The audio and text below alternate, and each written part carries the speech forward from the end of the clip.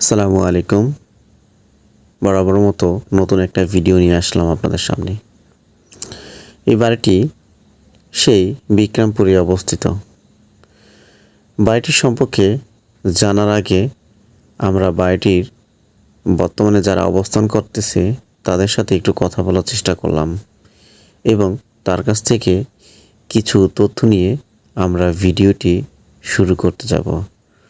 আশা করি আপনাদের সবারই ভিডিওটি ভালো লাগবে এবং শেষ পর্যন্ত আমাদের সাথে থাকবেন। আমাদের সামনে আসতেছেন বাড়ির মালিক। আমি আমি ওই ম্যাট্রিক আইসি পাকিস্তান বিএসসি বাংলাদেশ। চাচার বয়স কত?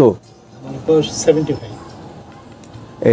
এটা মানে আপনার বাবা থাকতে এটি করছে?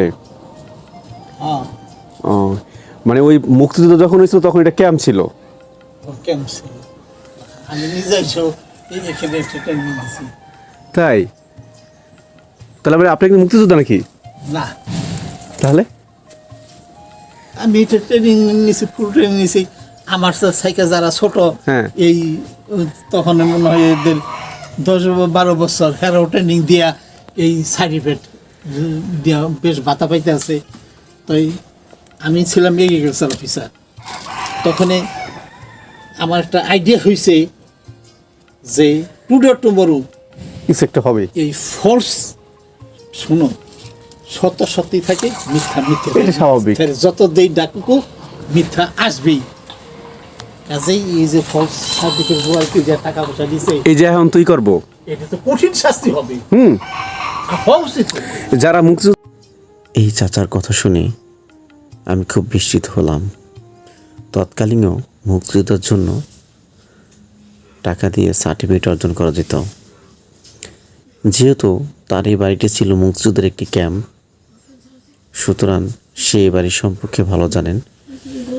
তিনি সত্যি কথা বলেছেন। তিনি কোনো মুক্তিযোদ্ধা নন, তবে মুক্তিযুদ্ধ তিনি দেখেছেন এবং এই বাড়িতে তার ট্রেনিং চলছে। তার জায়গায় যদি অন্য কেউ থাকতো, এরকম মুক্তিযোদ্ধার সার্টিফিকেটের ব্যবসা আরম্ভ করত।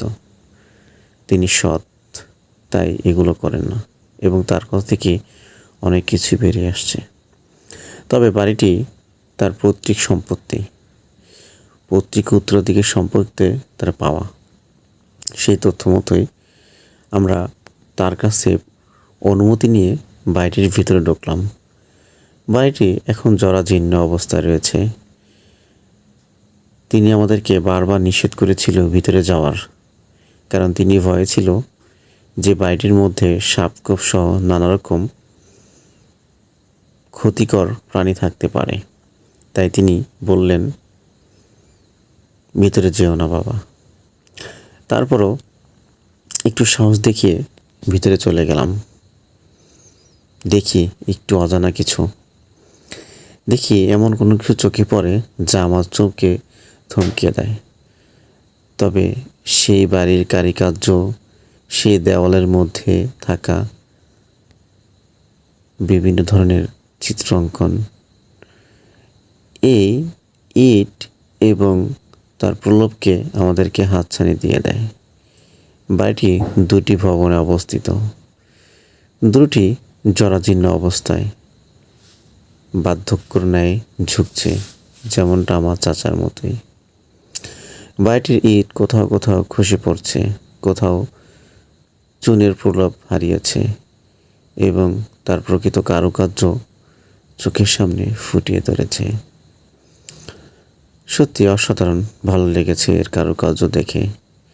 বাড়িটির কাছ দিয়ে এতবার যাওয়ার পরও কখনো মনেই হয়নি এই বাড়িটি ভিতরে এমন একটি বাড়ি আছে।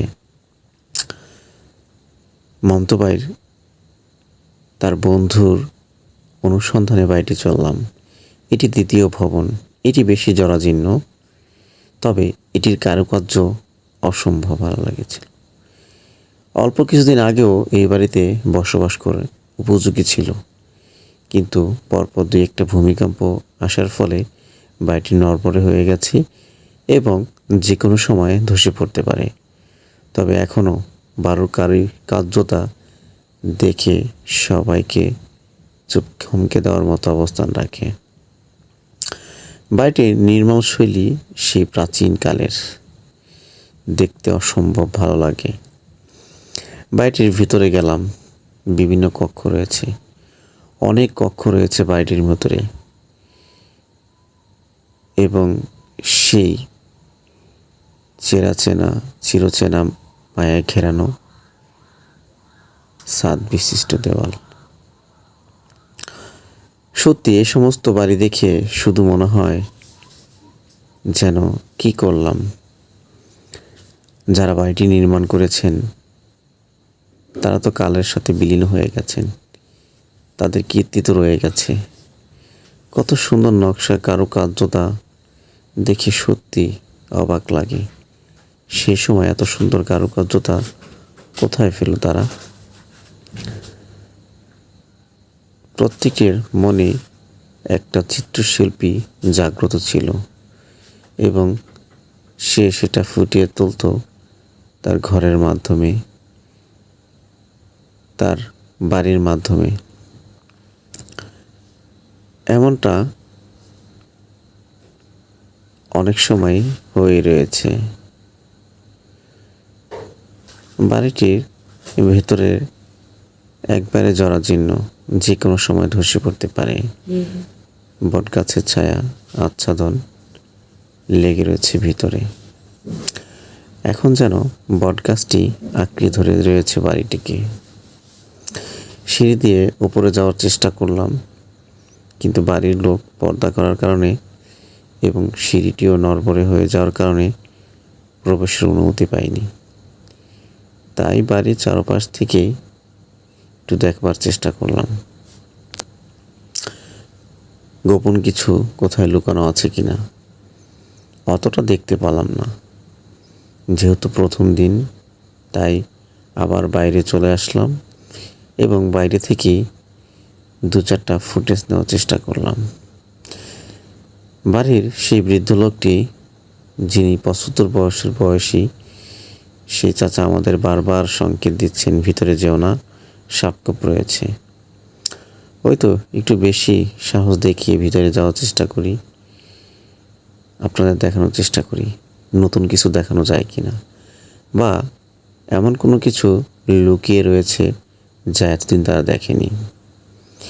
তবে না, এমন কোনো কিছুই দেখতে পেলাম না।